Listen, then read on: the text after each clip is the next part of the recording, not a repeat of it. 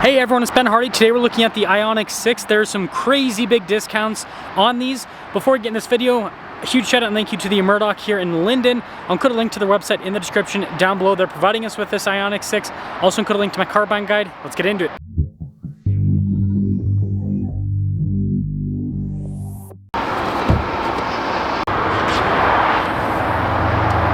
This is the long range with all-wheel drive. It puts out 320 horsepower, 446 pound-feet of torque, and it can go 316 miles on a charge.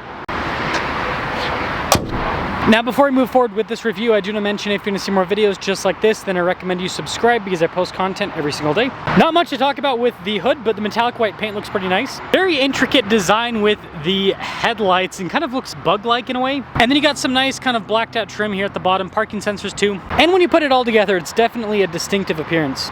So our tire wheel setup is 225 by 55 by 18. You notice that the wheels are mostly closed off for aerodynamic efficiency, and I think that silver looks really sharp. Nice body painted mirror caps, and this has the cool pop-out door handles. And then look at the side profile of this thing. It is very unique.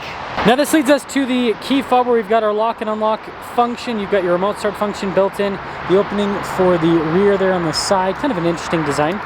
Now this is kind of like a traditional sedan when it comes to the trunk. You do have those little pull tabs so you can throw it on the seats and add even more storage back here. And this is actually fully powered, so just press that and that'll lower it back down.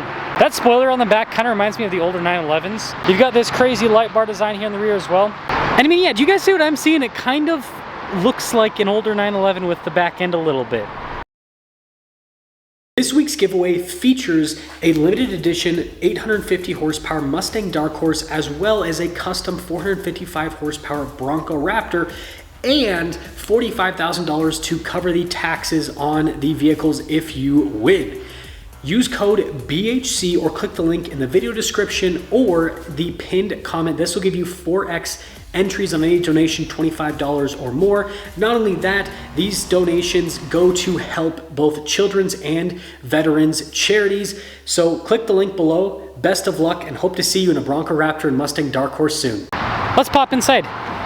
Man, this door panel design is very interesting. I like the finish there on the window control. Now this one does have the cloth interior. Legroom back here is actually really solid. We also have a little storage pocket there on the back of the seat. Vents in the rear, we've got USB ports as well. And it does slope back quite a bit, but overall headroom, I mean, it's doable.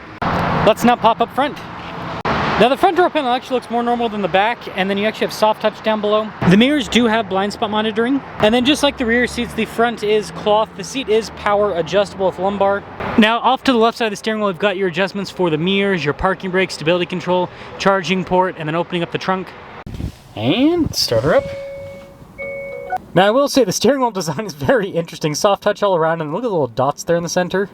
You've got this cool little drive mode select button you can press on the steering wheel. And then up above we have our adaptive cruise control with your lane centering, controls for the center stack, that's what the little pages button is for. And then you've got your voice command, volume controls, phone controls on the other side. Got little regen pedals in the back and then just regular stocks, and also I guess column shifter, which is unique. Now like most EVs, full digital with the gauge cluster. Again, EVs are from the future, right? You can change the information that's displayed here in the center and kind of how the formatting looks, but it always shows you basic information like how fast you're going and your state of charge. Backup camera in reverse, and overall resolution with the camera is good. And then as for the infotainment system, it is quick to respond. Everything's really user-friendly. It's very nicely labeled. So like if I want to see the EV stuff, just go into the EV tab. That's cool. Lets you know where your next charging station is. Now, unlike other EVs, you still have some physical buttons. So for the radio, also for the climate, and I guess they're physical-ish because it's kind of built onto that little screen tab. We've got this little USB port in the storage area. Behind that, we do have some cup holders. Little 12 volt and just a big storage area underneath this whole kind of center console stack. And then this is interesting, the door lock and unlock and the window controls are all here in the center with your auto holds there too. And then we've got a center console with some more USBs inside and nice trim here on the top. Forgot to mention the vent design across the dash is pretty cool looking. So here's our window sticker for this Ioniq 6 SE all-wheel drive. You can see the total MSRP is $48,400. Now in this car, there's a base rebate of $7,500. There's also another $1,000 in inventory cash, so a base discount of $8,500, which would bring that down to just below $40,000. And then with leasing, you can get anywhere from like $12,000 to $13,500 off of MSRP, and so the deals on these are pretty crazy. Let's drive it. Well, let us set off in the Ioniq 6. Well, actually, it'll be easier to turn around this way. I saw the lease deals and stuff on this, and I thought maybe you guys would be interested in seeing a review on one of these. It's definitely a nice Tesla competitor. One of the best Tesla competitors, actually, for the Model 3, because the range is solid. Similar size. Looks are a little bit crazy. But yeah, after the incentives and everything on this, it's definitely it's an appealing deal. It's an appealing deal, that's for sure.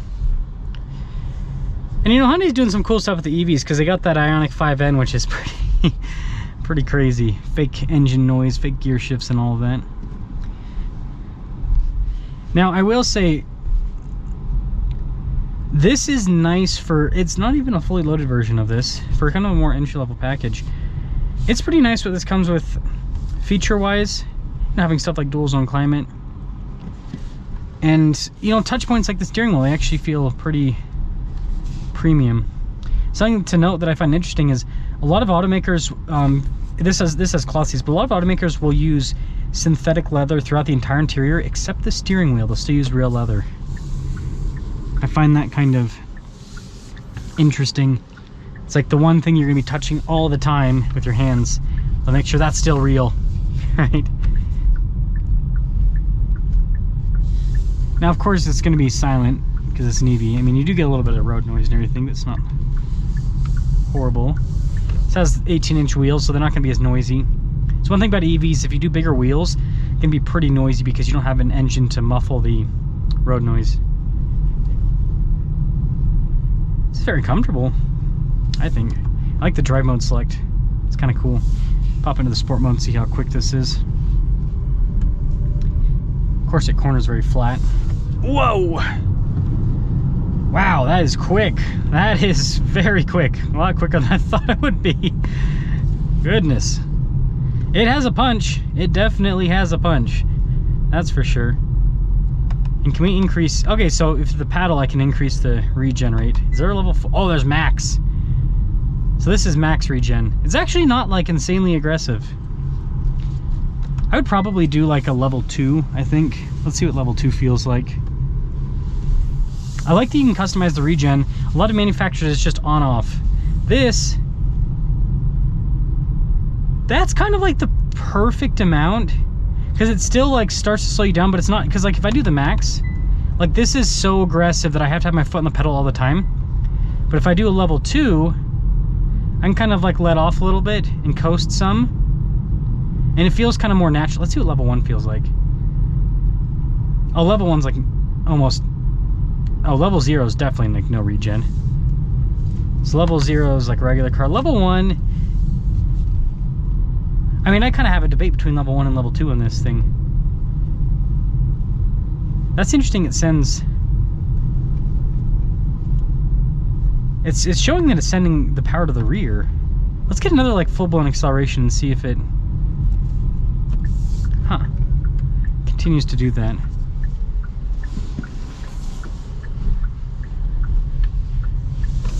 Okay, so if I really get on it, it'll send more to the front. But when I'm moving, it sends it most of the... I wonder if that's to help out with efficiency. If it's only going to send to the front where it feels like it needs grip. That is interesting. That's cool that we're able to see that. Kind of gives us a better idea of the driving dynamics of this. So, in conclusion, I think leasing an EV makes the most sense because the technology is developing so rapidly with EVs that it's like an iPhone where you buy one and then yours is, and then 2 months later yours is already outdated, right? So with a lease, you're not, I mean, obviously you're going to be paying for, part of the lease is paying for the depreciation, but with the big discounts they have on them, it's like the lease payments are really small. And so you've got this small lease payment, relatively small lease payment, and then when it's done and the car's outdated and it's not worth a lot because electric cars depreciate more in general, then you just lease another one. Yeah, I think that leasing is going to come back in general in cars, but especially these electric cars. And so it's like between the big discount and the payment and the fact that this car will be outdated probably in the next couple of years with the changes that are constantly made. I think that's kind of the way to go. Let me know what you guys think.